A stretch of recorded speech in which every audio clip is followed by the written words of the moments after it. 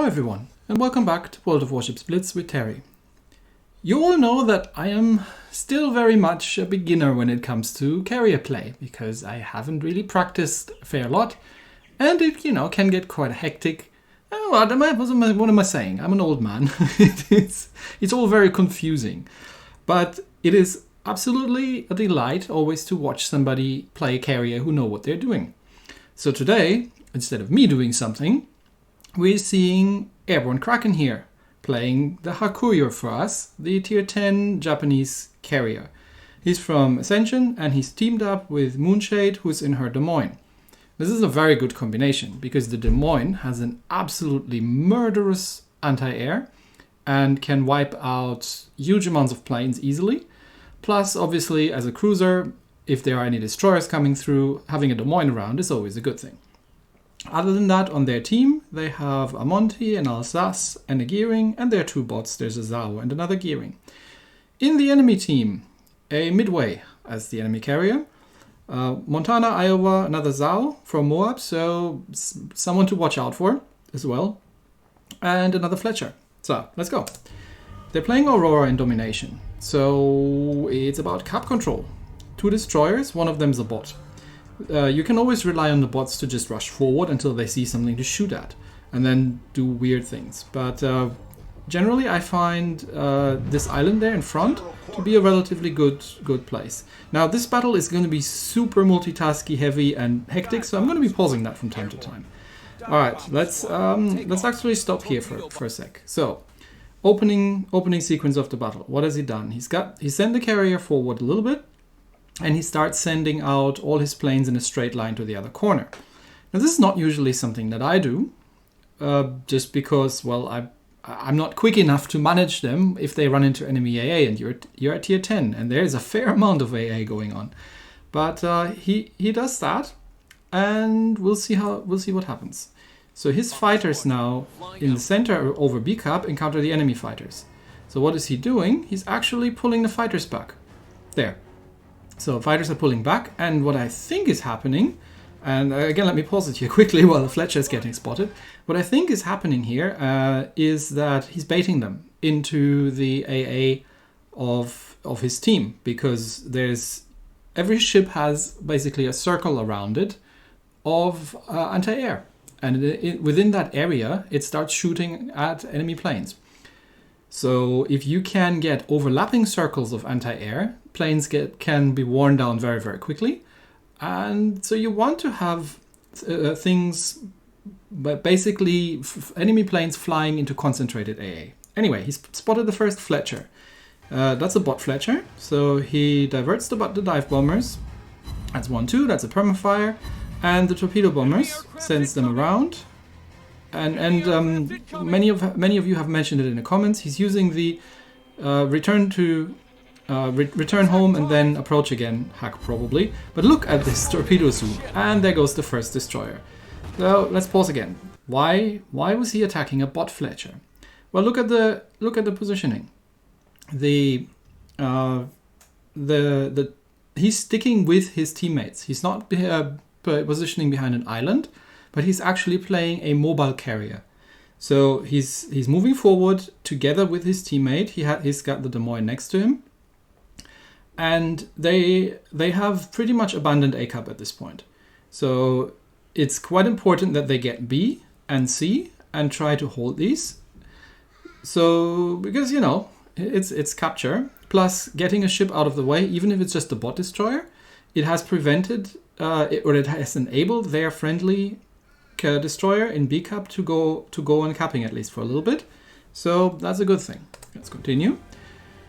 Alright, he sends fighter out again. Yeah, there's the Gearing, he's taken B. Now A is being capped, so the enemy destroyer that's not a bot is in A cap.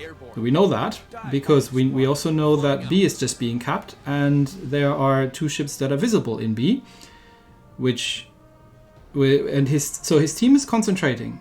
C. So his team is concentrating in B, and the enemy is holding A. There's a destroyer coming around, and here I wonder. See, he's been targeting the Des Moines here, probably because it's the closer target. But the Fletcher has been spotted, and the Fletcher is rushing through A cup into his positions. He's realized that, sending the planes around. And look at what this Fletcher is doing, or rather, what this Fletcher is not doing. So he's between him. Let's pause here again. He's between a set of torpedo bombers and an island. So the Fletcher only has one way to turn. He can turn left. And if you're in a destroyer and you hear the enemy aircraft, especially when you're trying to rush a carrier, and you hear the enemy aircraft incoming alert, the audio warning, especially in a tier 10 game, you very much want to see where these planes are and what they're doing, because they might be coming for you. So what can the Fletcher do in this position? Well, once he sees the planes on approach, slam the brakes in and turn hard left.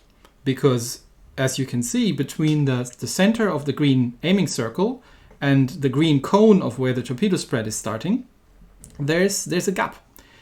Which means the torpedoes, after they've been dropped into water, take a moment to aim. If you can get your ship into that aiming area, then you will not be hit by torpedoes, or they might be, but they won't explode because the warheads haven't aimed yet. So the Fletcher in this situation should absolutely slam the brakes in. I mean, you're building destroyers for acceleration for exactly that purpose, and turn into the torpedo drop. So he has a chance to either completely get before the aiming time, or if the carrier is forced to drop from further away, have a good chance to get nose in towards the drop and just thread the needle between the torpedo drops. So let's see what the Fletcher is doing. Well, the Fletcher is sailing in a straight line, so doink doink, he gets hit by 6 torpedoes. Okay, now pause again. Sorry, it's just that so many things happening at the same time. So you're in a carrier. There's a Fletcher. The Fletcher has torpedoes, obviously, as a destroyer. He doesn't even bother sending the dive bombers out at the Fletcher. He sends them at the Iowa because hitting destroyers with dive bombers is relatively difficult, and he's trying to maximize his damage output. Now, the other thing he's doing, if we continue, he's accelerating and he's turning. I have no idea why the Fletcher hasn't dropped torps yet. If he had dropped torps the second he came out of that island, there was no way in hell he was gonna be able to dodge these. But the Fletcher isn't torping. I don't know what the Fletcher is saving his torpedoes for. And now let me pause it again, just to look at the positioning. Right? He's turned his carrier around. He is in a position to run from the Fletcher and to dodge torpedoes. He can take a couple torpedoes if he has to, but also look at where his teammate is. Moonshadow in her Des Moines is, well, parallel to him and has clear shots at the enemy Fletcher. She's also angling as much as possible against the battleship in C Cap, and it's probably a bit close to the other battleship down there, but I don't know if that's a bot or not and how dangerous they are. But in general, both teams are 2 ships down. The Fletcher their Fletcher has the carrier on the run.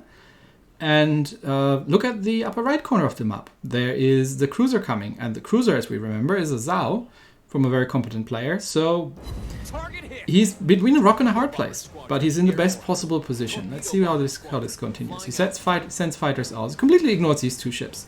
Okay, the Moonshade actually takes out the Fletcher. And he can torp drop the Zhao. Now the Zhao is slamming the brakes in.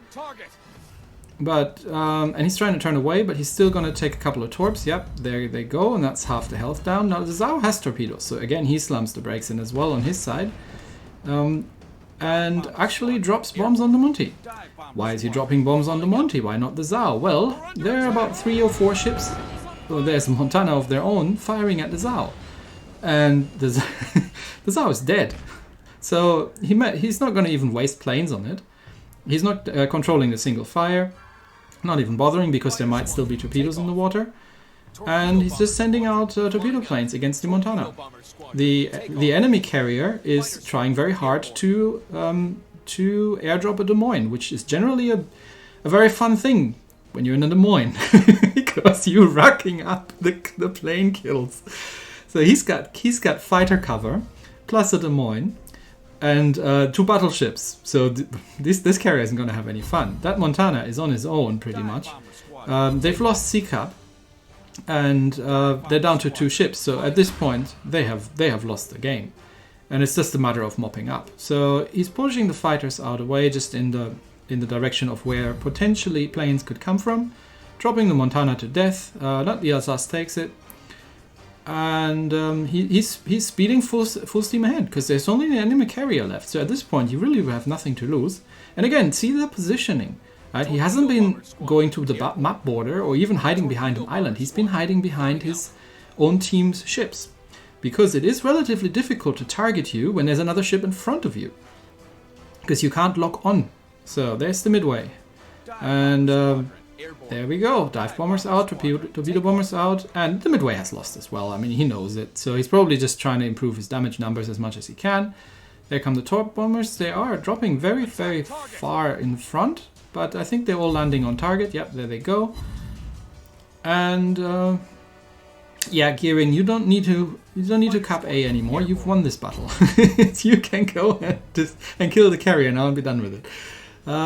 So, does he have any fighters left still? He's just getting the fighters out to spot to keep the Midway spotted. Doesn't matter if they get shot down at this point. The Midway isn't gonna kill him in a one-on-one carrier battle, and even if he was, there's still 2 battleships and a destroyer coming his way. So there are a couple of probably torpedoes in from the Midway. And he's got some more dive bombers out and some more torpedo bombers, and it's literally goes ham on this guy now. There come the dive bombers. He's out of fighters, which is okay. The Midway, I think, is going backwards at this point, but really, again, trying to survive as long as he can and up his damage numbers. There are a couple of dive bomber drops. You see the dive bombers don't really do much at this point in this late stage in the tech tree. Setting fires is probably the best thing. And, you know, when you're in a carrier, you have guns. Use them. Start using your guns. You can actually make a difference. You got 20 seconds left. Can he kill that Midway in 20 seconds? He's got dive bombers out, but that's probably not enough. The battleships should be able to do some significant damage, but I'm not sure what they're shooting at. There comes some enemy dive bombers in. He's on fire. Midway is on fire. Midway damage cons. But don't! Why are you damage conning here? You just wasted 1,000 silver. Don't do it. The battle is lost anyway. You're dead. So I don't think that kill counted, but we're gonna have to look at the battle results screen. That's a very deserved MVP here for AirborneKraken. Did he make a Kraken? I don't think so, but it's a good name regardless. 13 aircraft. All right. So, no, he didn't get the kill for the Midway. I think it was just a second later after the battle ended. Yeah, Midway survived. But, yeah, Moonshade in the Des Moines killed 24 planes. I mean, the Midway killed 45, but yes, Des Moines will shred aircraft when they fly overhead. And yeah, he did 118,000 damage. And he didn't just shoot at bots, right? He's been super aggressive towards the enemy team. I would almost call it reckless. But again, excellent positioning and steering control. He's got, I feel he's got somewhat lucky with the Fletcher, that the Fletcher didn't drop a whole flurry of torps in him, and then the Midway would finish him off. But again, he's had his team around him, giving him cover, getting the air cover to overlap. And again, I couldn't do this, even if I had a tier 10 carrier. Very much not having the experience to do this. But this is some super impressive multitasking. And thanks a lot, AirborneKraken, for sending this one in. So you know when you see him on the enemy team, you know what to expect. Anyway, that's it for today. Thanks, everybody, and I'll see you next time. Bye.